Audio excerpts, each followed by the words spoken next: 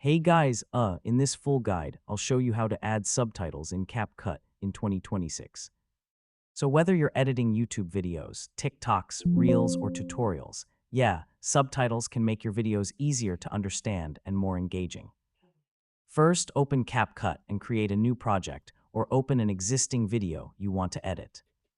Next, import your video clip into CapCut by clicking the Import button or dragging the file directly into the editor. Now go to the text section or select the Auto Captions feature if your version of CapCut supports automatic subtitle generation. If you don't want automatic captions, you can add subtitles manually using the text tool and placing each caption on the timeline yourself. Make sure your subtitles match the timing of the spoken audio. Yeah, accurate timing makes videos easier to follow for viewers. Once your subtitles look good, click Export in the top right corner and save the final video with captions included.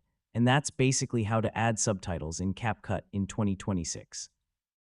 Subtitles can improve engagement, accessibility, and watch time on your videos across YouTube, TikTok, and other platforms. Thanks for watching, and I'll see you in the next tutorial.